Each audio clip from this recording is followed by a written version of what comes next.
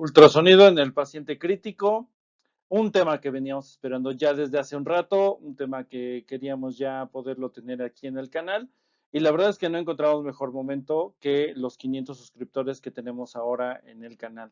Muchas gracias a cada uno de ustedes por la confianza en el canal. Ya tenemos una lista preparada de muchos videos más que vamos a ir creando. Y bueno, pues cada vez nosotros buscando mejorar el contenido, traerles cosas nuevas, traer cosas interesantes.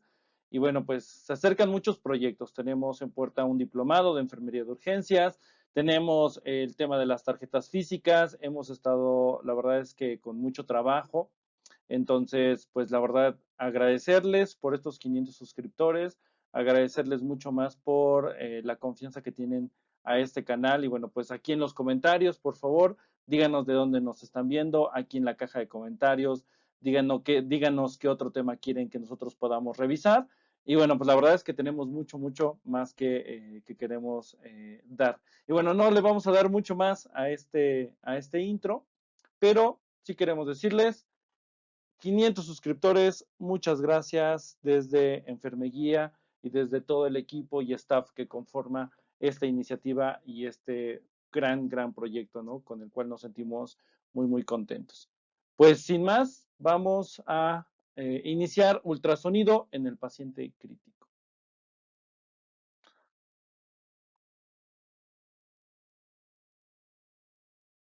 Tenemos este ultrasonido, esta ultrasonografía está enfocado en los cuidados del paciente grave. Es decir, este focus, o aquí tenemos las siglas que podemos notar en inglés, ¿sí? El focus, este ultrasonido a la cabecera del paciente crítico, del paciente grave, pues está más enfocado en las características de los pacientes críticamente enfermos y que nos ayudará a tomar decisiones o poder identificar características clínicas relevantes del paciente. No está diseñado como la ultrasonografía convencional, en donde este ultrasonido sirve como un diagnóstico, se hace una referencia, se hace una escritura, en donde nosotros vamos redactando las condiciones del paciente o las características que tiene la vigilancia ultrasonográfica en ese caso. Esto está enfocado más a esta situación crítica. Se ha vuelto, si no indispensable en el paciente crítico, una herramienta de gran utilidad, ¿sí? Se vuelve un pilar en la exploración de nuestros pacientes. ¿Dónde nos sirve el ultrasonido? Diagnósticos rápidos y certeros, porque podemos observar estructuras en tiempo real. Puede ser en la asistencia de procedimientos con condiciones ecoguiadas para la inserción de catéteres, por ejemplo. Y bueno, se vuelve útil para todo personal de la salud. Hemos tenido fortuna de poderlo observar en el sistema prehospitalario, en el sistema hospitalario, en que cada día se vuelve una herramienta de alta utilidad para la atención de nuestro paciente. En este tema de la ultrasonografía, lo que nosotros queremos atender en este momento son los principios básicos del ultrasonido. Ya después estaremos revisando ultrasonido pulmonar, ultrasonido cardíaco, un FAST, mediciones específicas para ver si el paciente tiene o no colapsabilidad de algunas venas, accesos vasculares, etcétera. Entonces, el ultrasonido, aquí veremos los principios y que los principios se están moviendo muy rápido. Estaremos publicando en el canal y bueno, estaremos haciendo las revisiones de estos artículos, pero un artículo de accesos vasculares guiados por ultrasonido a cargo de personal de enfermería, publicado en una revista de enfermería.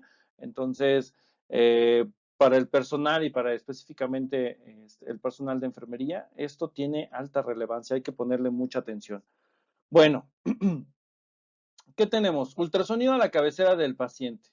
De entrada es un elemento seguro, no es invasivo, es decir, lo puedo estar realizando de forma continua con el paciente, a excepción de algunos muy específicos que veremos en videos posteriores. Nos permite evaluar de forma directa las estructuras en tiempo real, es decir, puedo ver el funcionamiento de la estructura que estoy revisando en ese momento, si lo estoy viendo cardíaco, si lo estoy viendo en un FAST, si yo estoy viendo un pulmonar, puedo ver las condiciones de ese momento. En algunas bibliografías se ha agregado como un quinto pilar además de la exploración, en la exploración del paciente, perdón, que integraría la inspección, la palpación, la percusión, la auscultación y ahora la insonación como este quinto pilar. ¿Qué se busca? Pues ofrecer un diagnóstico mucho más rápido, mucho más certero en el paciente para poder cumplir algunos principios de la atención del paciente. Tenemos que ser eficientes, eficaces y oportunos. Es decir, tenemos que ser buenos, tenemos que utilizar los elementos y recursos suficientes para el paciente y debemos de llegar en el tiempo preciso para realizar la intervención con nuestros pacientes. ¿Qué vamos a revisar el día de hoy? Bueno, vamos a revisar las bases que involucran esta aplicación del ultrasonido. Entre ellas tenemos algunos principios básicos, obviamente, del ultrasonido. Vamos a ver los tipos de transductores que existen y que se podrían estar utilizando. Quizás no veamos todos, pero bueno, al menos los más utilizados. Un poquito de la terminología ecográfica que es necesaria conocer. Modalidades de ultrasonido, vamos a analizar ventajas y desventajas y bueno, el inicio solamente del equipo y botonería básica que debemos de conocer. Dentro de estos principios físicos del ultrasonido a la cabecera del paciente, pues vemos, primero es una técnica de imagen, está basada esta en recepción de ondas sonoras, es decir, se emiten ondas sonoras a través de un transductor, el transductor o las ondas sonoras viajan a través del tejido, tienen un rebote de este sonido que es identificado nuevamente por el transductor, pasado a un software y este software genera una imagen. Estas ondas de ultrasonido tienen una frecuencia por encima de la capacidad del oído humano, es decir, nosotros no podemos escuchar estas ondas de ultrasonido, pero las podemos utilizar para este marcaje. Los animales, de hecho, ya utilizan estas ondas de ultrasonido en la naturaleza, bueno, pues para identificar presas, identificar estructuras y demás. Vemos aquí la propagación del sonido y vamos a ver un poquito de esta onda de ultrasonido. El sonido aquí un poquito malintencionado, de hecho, es decir, aquí se está insonando un pulmón, pero en el caso de un pulmón sano, las ondas de ultrasonido viajan mejor a través de los líquidos que a través del aire. Entonces, en el aire nos van a crear algunos problemas que de hecho en su inicio se decía que no se podían hacer ultrasonido pulmonar por estas características, pero que hoy podemos saber que sí, relacionado a las complicaciones que se van a tener en el paciente. Entonces, bueno, de forma bastante intencionada dejar esta imagen. Entonces, el sonido, ¿sí?, resulta del recorrido de esta energía a través de la materia y de la onda. Les decía, se va a mover mucho mejor en condiciones donde se encuentran líquidos que en condiciones donde se encuentra aire. En aire, de hecho, va a rebotar contra el aire y va a regresar y no nos va a dar una imagen mucho más profunda. El oído humano oscila entre los 15.000 y los 20.000 hercios y las imágenes médicas que se van a utilizar están entre los 2 y los 15 megahercios. Como podemos ver, aquí tenemos entre los 20.000 hercios y los 15.000 hercios el oído humano y las ondas de ultrasonido, pues bueno, las tenemos en un sonido en el cual nosotros no podemos escuchar, pero que nos van a ayudar para utilizar y poder generar estas imágenes. Bueno, iniciemos hablando de estas características del ultrasonido. En esta primera característica del ultrasonido vamos a ver frecuencia y penetración, ¿sí? Es decir, la frecuencia, ¿qué es lo que nos hace alusión a la frecuencia? La frecuencia será el número de ciclos o cambios de presión en un segundo, es decir, la cantidad de veces que rebotan las estructuras para generar los sonidos audibles. Imagínense que ustedes están en un estanque y con un dedo golpean el estanque y se generan ondas, pensando en que estas ondas serían de sonido, solamente para la visualización de la onda ahora a través de un fluido, pero golpeo el agua y entonces el agua genera una onda. Me espero bastante tiempo, genero otro golpe y se genera una segunda onda. La distancia entre estas ondas pues será la frecuencia que se va a generar. Mientras yo golpee más rápido esta agua, perdón, se van a generar mayor cantidad de ondas y la distancia entre esas ondas cada vez será menor. Entonces la frecuencia será mayor. ¿Cómo se mide esta frecuencia? Se mide en ciclos por segundo o en hercios, será la forma. La frecuencia puede ayudarnos a determinar un poquito la penetración, ¿sí? De que en el caso de la penetración, es decir, cuál es la profundidad con la cual nosotros vamos a visualizar, pues dependerá, uno, de la fuente emisora de sonido, es decir, del transductor que estemos utilizando, y la otra será medida a través de las estructuras o superficies por las cuales va a viajar. La regla nos dice, a mayor frecuencia, es decir, si yo golpeara esta agua mayor cantidad de veces, las ondas se van a producir en mayor cantidad, mayor nitidez de la imagen.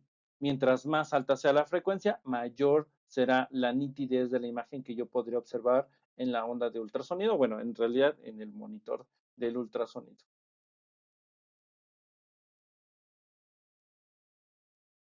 Seguimos con otro de los puntos, la profundidad. En el caso de la profundidad, tenemos que la profundidad a la cual el sonido es capaz de penetrar en los tejidos. Aquí tenemos que pensar en que tenemos un poquito de subir y bajar o de poder encontrar un equilibrio entre lo que yo estoy buscando y yo necesito. Porque a mayor frecuencia, ¿sí? Fíjense, a mayor frecuencia al buscar una mejor nitidez, tenemos perdón, de este lado. A mayor frecuencia, es decir, una frecuencia alta, tenemos una baja profundidad. Tengo mejor visualización de las estructuras, pero tengo poca profundidad, tengo poco alcance para visualización. A menor frecuencia, una frecuencia baja, tengo mayor profundidad. Entonces, si yo puedo, o el software, que en realidad es quien lo va a hacer, el software determina que yo voy a buscar estructuras mucho más profundas, pues bueno, va a generar una frecuencia baja, pero me va a generar una menor nitidez de la imagen. Si yo busco estructuras superficiales, se estará buscando una frecuencia alta, pero la profundidad será baja. ¿Por qué? Porque tal vez en ese momento pues no sea necesario una mayor profundidad. Dejamos aquí una pequeña tablita, de aquí puedes hacer screenshot para poder tenerlo como una guía, pero tenemos un poquito de cuál sería la frecuencia y cuál es la profundidad en centímetros. Por ejemplo, si tenemos una frecuencia de 10 MHz, tendríamos una penetración más o menos de unos 7 centímetros, entre 7 y 7.5 MHz, 10 centímetros, 5 MHz, 12 centímetros, de 7 a 3.5 MHz de 15 hasta 17 centímetros y de 2 a 2.5 MHz de 20 a 30 centímetros sería el rango de profundidad. Entonces, acuérdate, puedes hacer aquí un screenshot y quedarte esta tablita para poder consultar después y saber, bueno, estos datos. Tenemos ahora la velocidad de propagación. En el caso de la velocidad de propagación, es la velocidad de viaje a través de los tejidos. ¿Qué tan rápido se van a desplazar las ondas de ultrasonido a través de los tejidos? Aquí lo cambiamos, aquí pusimos, por ejemplo, un riñoncito. En promedio, viaja alrededor de 1540 metros por segundo en los tejidos blandos, pero esto puede variar dependiendo de cada uno de los tejidos. Esta velocidad de propagación permite que el ultrasonido sea capaz de identificar o de discernir las distancias entre partículas. ¿Cómo lo hace? A través de escalas de grises. El ojo no es muy bueno en la escala de gris y podemos ir cambiando algunos colores, pero por ejemplo vemos aquí un color negro oscuro. Ahorita entraremos en detalle de qué nombres les debemos de otorgar y vemos un tejido un poquito más blanco, una escala de gris distinta que representan estructuras diferentes. Por ejemplo, aquí vemos una vena yugular y aquí vemos una arteria carótida. Las dos tienen sangre y por eso se ven de color oscuro.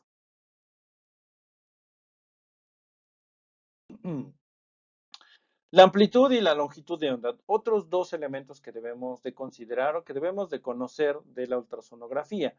La amplitud es la máxima altura que alcanza una onda, es decir, qué tanta altura va a poder tener. Y esta se va a medir en decibeles. La longitud de onda es una distancia entre el inicio y el fin de un ciclo, es decir, ¿se acuerdan de este golpeteo en el agua? ¿Qué tanto vamos a dejar? Y esta se mide en milímetros, es decir, cuál es la onda que se genera de distancia o que vamos a tener de distancia entre cada una de las emisiones de las ondas de ultrasonido.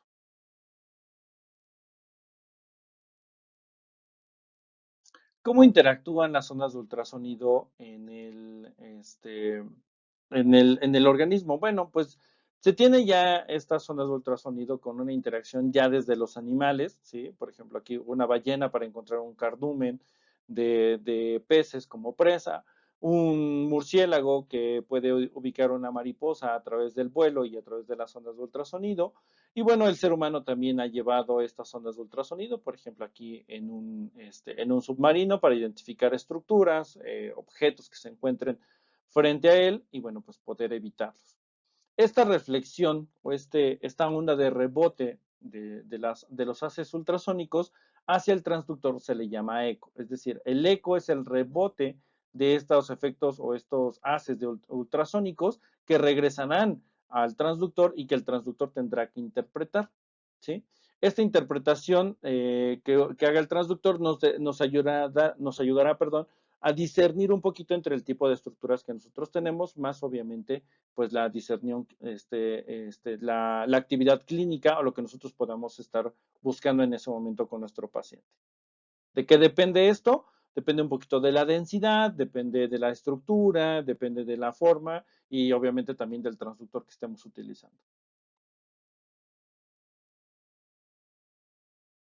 Ahora sí, veamos un poquito de este término ecográfico, por ejemplo. Recuerden que esto se va a hacer a través de escalas de grises. Entonces, los colores negros, ¿sí?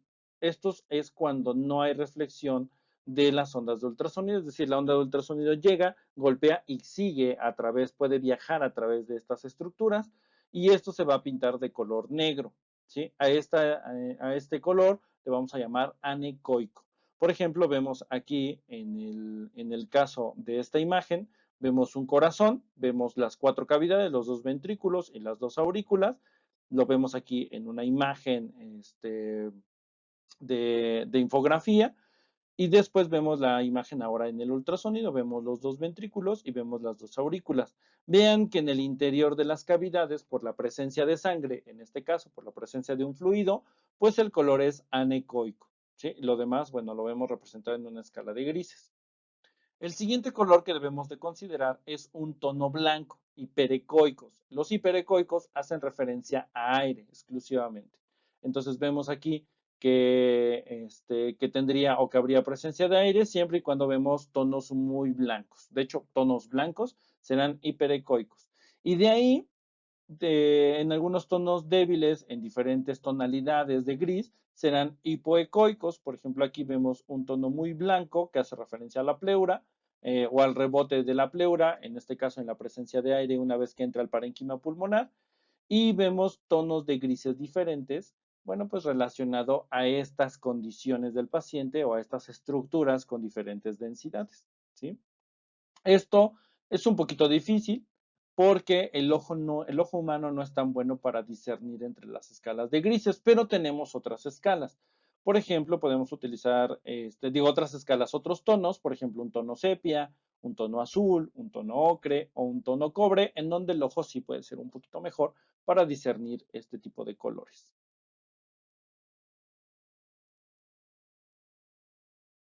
¿Cuáles son las estructuras que tiene un transductor? Bueno, un transductor tiene o convierte la energía eléctrica en sonido y después el rebote, estos ecos de sonido, los va a convertir en una imagen o los va a convertir en electricidad y eventualmente en una imagen. Vemos que tiene un cable, sí que va a ir hacia el monitor y hacia nuestro ultrasonido.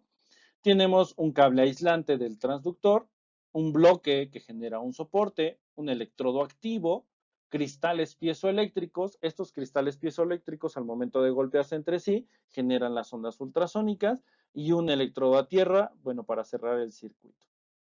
La sonda de estas partes del ultrasonido contiene un transductor, emite un haz ultrasonográfico y capta los ecos que se generan. Se emite la onda de ultrasonido a través de las piezas, de los cristales piezoeléctricos y regresan los ecos para poder ser procesados.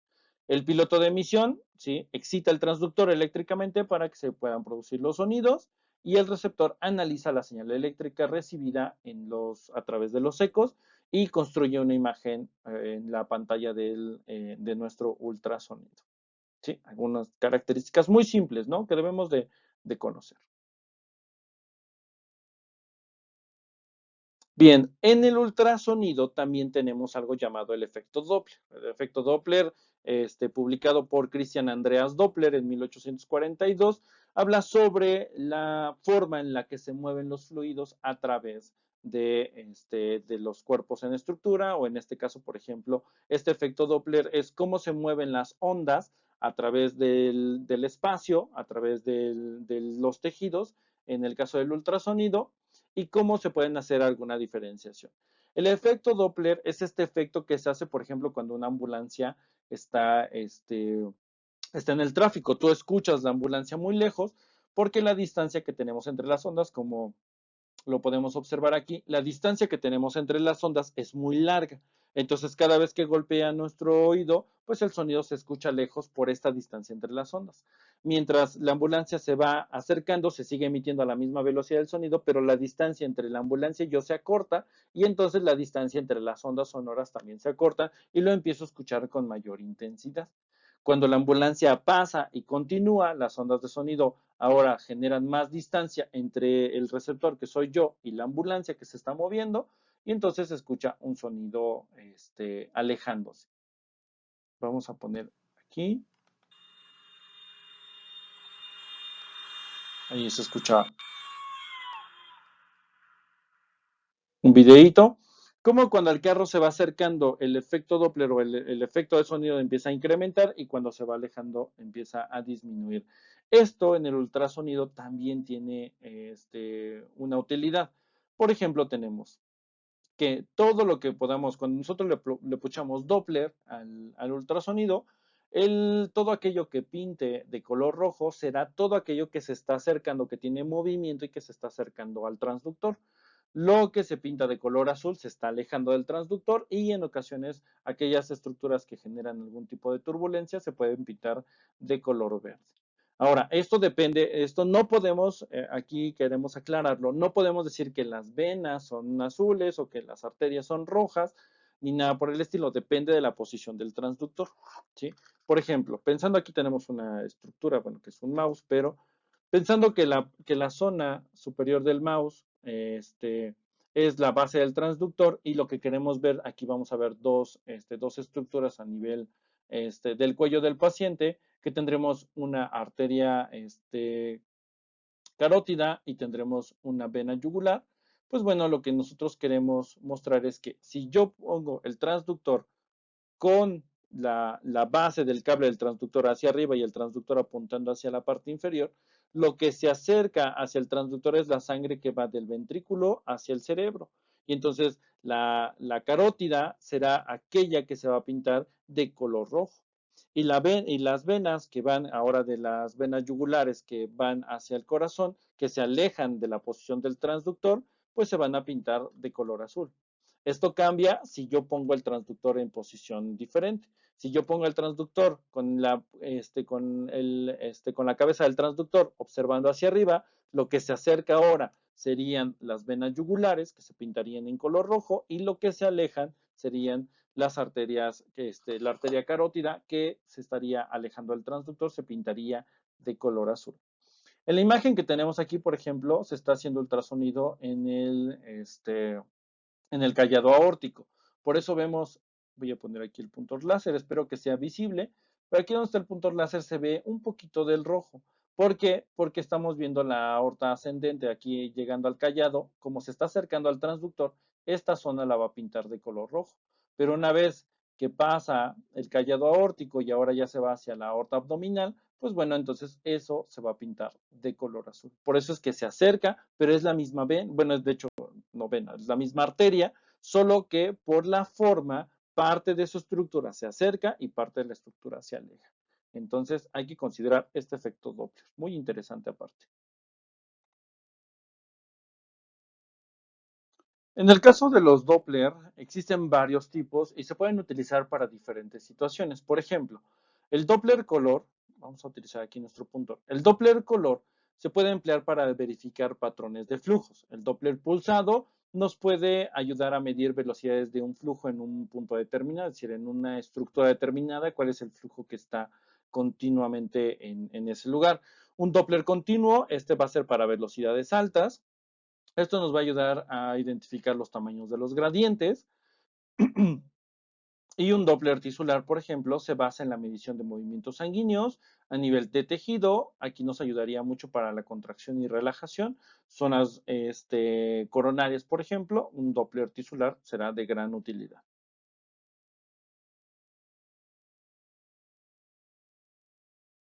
Ahora, veamos los tipos de transductores. En el caso de los tipos de transductores, tenemos un transductor sectorial, pequeñito, vean, tiene una base bastante pequeña. Tiene en la imagen va a generar un elemento triangular. ¿Por qué? Porque en la parte superior, aquí estamos observando el ultrasonido que tenemos sobre la mesa. Y lo que estaríamos observando será una base pequeña, si lo voy a poner aquí arriba, una base pequeña hace este efecto triangular precisamente por este sectorial. Puede trabajar o su trabajo suele ser entre los 3.5 a 5 megahercios y va a ser utilizado para estructuras profundas, ¿sí? Por ejemplo, cardíacas, nos va a permitir tener, bueno, en el caso de las estructuras cardíacas, nos va a permitir tener un abordaje intercostal por este espacio pequeño, entonces lo vamos a poder utilizar, lo vamos a poder meter entre las costillas y poder observar sin las sombras acústicas que van a generar los arcos costales en otro tipo de transductores. Tenemos, por ejemplo, aquí otro tipo de transductor. Aquí tenemos un transductor convexo. Seguramente es el que más has visualizado porque se utiliza mucho en las condiciones obstétricas, en las condiciones abdominales. Este genera una forma de trapecio. Vean, aquí la zona convexa del transductor también se visualiza en la zona de la imagen del ultrasonido y genera un trapecio como imagen. Aquí lo que estamos observando es un riñoncito. Acuérdense de los términos. Vemos zonas hipoecoicas, estas zonas grises de tejidos. Y bueno, de hecho aquí están haciendo la medición también del tamaño del riñón. En el caso de los convexos, van a tener un trabajo entre los 3.5 también y los 5 megahercios. Acuérdate de revisar la screenshot que hiciste para saber cuál es la profundidad. Y nos puedes dejar aquí en los comentarios cuáles son las profundidades de acuerdo a cada uno de los tipos de transductores y nos ayuda a retroalimentarnos todos al mismo tiempo. Aquí lo vamos a poder utilizar en evaluaciones abdominales, obstétricas es el más utilizado y nos ayudará a ver estructuras profundas también del tórax. Solo hay que considerar algunas cosas que se van a visualizar, como son algunas sombras por los arcos intercostales, ya que no cabe entre estos espacios intercostales. Tenemos aquí ahora un transductor ahora lineal. En el caso de los transductores lineales, de hecho aquí se está utilizando para revisar la vaina del nervio óptico, pero el transductor lineal también los llaman vasculares por casi el uso más continuo que se les van a dar. Trabajan entre los 7.5 hasta los 13 megahercios, pueden llegar algunos hasta los 20 megahercios. Se van a utilizar en mayor cantidad para identificar superficies o estructuras superficiales, como pueden ser músculos, tendones, un ultrasonido de mama, tiroides, en escroto, en vasos superficiales, en ojo, nervio óptico, pleuras. Bueno, tienen una cantidad de usos pues bastante amplias en este caso.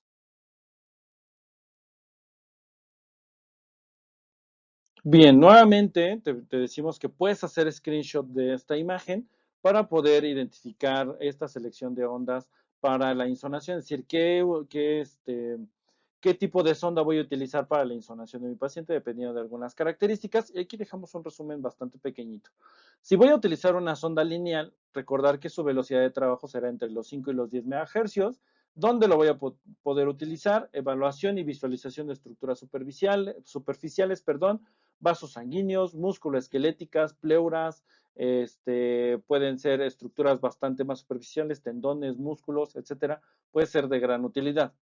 En el caso de tener una sonda, una sonda convexa que va a trabajar entre los 2 a los 5 megahercios, esta es de baja frecuencia. En este caso, la estructura nos va a poder ayudar a visualizar estructuras de cavidad abdominal, nos va a ayudar a hacer evaluaciones obstétricas, un FAST, porque la profundidad también será mayor. Recuerden, baja frecuencia, mayor profundidad.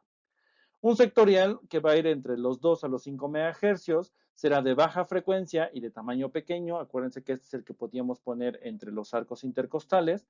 nos va a ayudar a tener una ecografía transtorácica, un Doppler transcraneal, también será de utilidad este tipo de sonda. Entonces, recuerda, haz el screenshot y estos apuntes seguramente te van a ayudar el día de mañana. Aquí vemos un poquito de los transductores, o bueno, de estas sondas de ultrasonido. Una lineal, vean la forma, hace un rectángulo en la imagen del ultrasonido por la forma en la que desplaza las ondas de ultrasonido. Un sectorial, pues lo hará en un espacio mucho más pequeño. Aquí vemos un triángulo que es por la base pequeña del transductor. Un convexo que hace esta forma también relacionada a la forma convexa en el inicio de la imagen del ultrasonido y tenemos otros que son los intracavitarios, por ejemplo, para un ultrasonido intravaginal o un ultrasonido anal, pues también pueden ser de utilidad, aunque en la utilidad directa del paciente crítico, pues no tiene a veces mucho uso. Estos tres sí tienen una mayor cantidad de uso en los pacientes.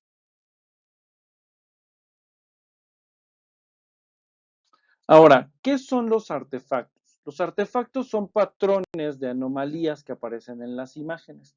Alteran la realidad de lo que nosotros estamos visualizando y pueden llevarnos a un diagnóstico incorrecto. Una de ellas, por ejemplo, son estas reverberancias a nivel pulmonar. Lo que estamos viendo aquí es un ultrasonido pulmonar.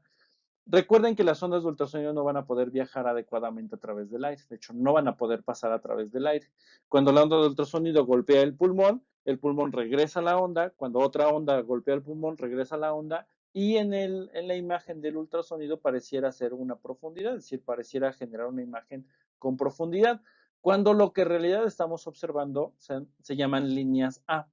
Las líneas A quieren decir que el pulmón está lleno de aire y que cada línea está rebotando, solo que al momento de hacer la generación de la imagen en el ultrasonido pareciera darles profundidad, sin embargo, pensando que son espejos de la primera línea. Se genera una primera línea y todos los demás son espejos, es totalmente esperado en el ultrasonido pulmonar, en el pulmón sano, y por eso es que hace mucho tiempo se sospechaba o se pensaba, se decía que no se podía hacer ultrasonido a nivel pulmonar porque simplemente no ibas a ver estructuras. Hoy no hacemos ultrasonido pulmonar bajo esa característica, es decir, que veamos un pulmón sano, porque no podemos ver las estructuras, pero sí podemos identificar las condiciones exacerbadas de una enfermedad. Y entonces ahí sí, el ultrasonido pulmonar tiene gran utilidad. Vemos otro de las características o de estas estructuras que debemos de considerar. Por ejemplo, aquí lo que estamos observando en un ultrasonido pulmonar, lo que vemos es un arco costal. Cuando el ultrasonido queda aquí, por ejemplo, un ultrasonido lineal, porque generaría esta imagen como rectangular, el ultrasonido pasa, pero una vez que golpea tampoco puede viajar a través de las estructuras óseas, lo que va a generar es una sombra acústica, es decir, una sombra generada por el efecto de las ondas de ultrasonido por una estructura que genera opacidad, ¿no? En la propia dispersión del sonido. Entonces, vemos una costilla y vemos aquí una sombra acústica que se ve en un color un poquito más anecoico, pero pues no es líquido, es la sombra que se genera por este arco costal. Existen también algunas modalidades de ultrasonido. Modalidad A genera amplitud, empleada inicialmente para ver estructuras quísticas, casi no utilizada en este tipo de ultrasonido. Las que mayor tienen utilidad o se usan en mayor cantidad son modalidad B y modalidad M. En el caso de la modalidad B, genera una imagen bidimensional, la que estaríamos observando en el ultrasonido, esta se genera a través de la suma de ecos en todas las direcciones y es el más utilizado. De hecho, son de las imágenes que hemos colocado en, en esta primera presentación de ultrasonido. La modalidad M, esta se utiliza para ver estructuras en movimiento, por ejemplo, a nivel pulmonar. Podemos ver, ya lo veremos en ultrasonido pulmonar cuando tengamos esos videos ya en el canal. Pero en el ultrasonido pulmonar, por ejemplo, veremos algo que sería el movimiento de líquidos por un derrame pleural, por ejemplo, en el paciente. También la modalidad M nos ayudará en la identificación de válvulas cardíacas, vasos sanguíneos, porque hay flujo, porque hay un movimiento que se puede traducir ahora en estas modalidades. ¿Qué ventajas y desventajas tiene el ultrasonido? Bueno, pues ventajas tiene varias ventajas, ¿no? Desventajas también, porque si no, no podrían coexistir estas dos, pero creo que puede haber mayor cantidad de ventajas. Primero es que es un elemento no invasivo. El hecho de que sea un elemento no invasivo pues nos ayuda a que lo podamos estar realizando de forma rutinaria al paciente sin generar ningún tipo de lesión, sin que estemos dañando las estructuras y el organismo de nuestro paciente, como estos pacientes críticamente enfermos que requieren estar monitorizados en gran cantidad de forma muy invasiva, con un catéter de Swan-Ganz, con un balón de contrapulsación intraórtico, con una línea arterial. Y bueno, pues necesitan estar altamente invadidos. En este caso, el ultrasonido evita esto, ¿no? Es útil en diferentes escenarios clínicos, pulmonar, cardíaco, en un FAST, para accesos intravasculares. Bueno, tiene muchas utilidades. Neurocrítico también.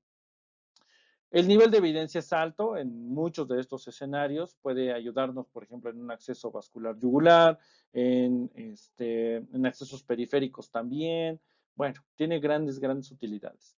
Nos ayuda a tomar decisiones con diferentes diagnósticos, ya que podemos observar las estructuras en tiempo real y tomar decisiones dependiendo de la propia condición de nuestro paciente. Algunas de las desventajas, el costo definitivamente no está a que sea accesible para todas las personas, sin embargo los sistemas de salud comúnmente los van a tener, entonces, bueno, el costo es más hacia el personal de forma privada, pero en las instituciones seguramente el costo es subsanado por la cantidad de pacientes. El operador es independiente, es decir, requerimos de un distribuidor, requerimos también del uso específico y exclusivo de las personas, de difícil acceso en los hospitales, en algunas ocasiones, en algunas otras, y bueno, ahora con su uso en mayor cantidad, seguramente estaremos viendo más ultrasonidos en las dependencias. Y obviamente requiere de una curva de aprendizaje, ¿no? Requiere de conocer estos principios, de llevarlos a la práctica y bueno, pues de cada vez ir teniendo más y más contacto con los pacientes, obviamente guiado a través de un profesional, ¿no? Que también haya tenido esta curva de aprendizaje. En el caso de este ultrasonido, les decía al inicio, está basado en la actividad clínica directa del paciente, es decir, a la cabecera del paciente. No está hecho para que nosotros hagamos ahí un diagnóstico, una nota de las características, distancias, etcétera, porque para eso se requieren al menos para el primer nivel de ultrasonografista 1000 horas de ultrasonido. Entonces, obviamente, aquí sería muy difícil lograrlas con estos periodos tan pequeños que se tienen con los pacientes. Tenemos un poquito de equipo y botonería básica que deben de considerar. Primero tenemos el preset o el software. Por ejemplo, este ultrasonido se conecta a una fuente eléctrica. En la parte trasera tiene un botón de encendido, bueno, para que se pueda energizar el ultrasonido. Tenemos un botón de encendido y cuando se enciende el ultrasonido nos da el preset, es decir, el software. Los software ya vienen precargados para poder visualizar qué es lo que yo voy a hacer. Por ejemplo, tiene uno para mamas, tiene uno para obstétrico, tiene otro cardíaco, tiene uno pulmonar, tiene uno vascular. Y bueno, eso me dice, ok, ¿qué voy a hacer? ¿Voy a hacer una intervención? Pues pongo un vascular. ¿Voy a revisar este corazón? Entonces pongo el cardíaco. ¿Voy a hacer algo obstétrico? Entonces pongo el obstétrico propiamente. Y eso ayuda a mover ahora de forma automática, pues estas ganancias entre las frecuencias y demás para que pues recibamos la mejor imagen, ¿no? Ahí nos ayuda. Entonces ya elijo vascular, obstétrico, cardíaco, neurológico, dependiendo también obviamente de la sonda que esté yo utilizando. La ganancia es otro de los elementos que vamos a poder utilizar. La ganancia es la amplitud de señal de imagen, es decir, que la vuelve la imagen más oscura o más blanca. Si yo estoy buscando, por ejemplo, líquidos libres, bueno, pues entonces puedo aumentar o bajar la ganancia para poder hacer que el contraste en los líquidos sea mayor y sea más visible. Si yo quiero buscar zonas con aire, bueno, pues entonces también puedo alterar la ganancia para que esas zonas blancas que son aire, pues brillen, ¿no? Se vean en mayor cantidad. Entonces, también es uno de los elementos que podemos utilizar. Y la profundidad, bueno, pues esta es la profundidad de distancia, es como si hiciéramos un zoom dentro de la imagen. ¿Eh? Aquí en la botonería aparece como deep, que habla de profundidad, y esta profundidad hacemos que la imagen se vea más alejada o más cercana, es decir, que nos acerquemos o nos alejemos un poquito más de la imagen, y está, bueno, pues determinada en centímetros de la imagen. Bueno, pues con esto llegamos al final de este video de ultrasonido en el paciente crítico, celebrando los 500 suscriptores en el canal Enfermeguía. Comparte este video, mándaselo a alguien que seguramente le va a ser de utilidad. Comenta aquí, durante el video estábamos hablando de qué puedes comentar. Pon las preguntas, qué tipo de ultrasonido querías que podamos ir atendiendo en estos temas. Vienen grandes proyectos. Muchas gracias por todo el apoyo. El tema de las tarjetas físicas de consulta, que tienen gran cantidad de información, las hemos hecho para ustedes, las hemos venido trabajando por mucho tiempo. Los diplomados que tenemos, las actividades, las ponencias, los videos, los artículos, etcétera, etcétera.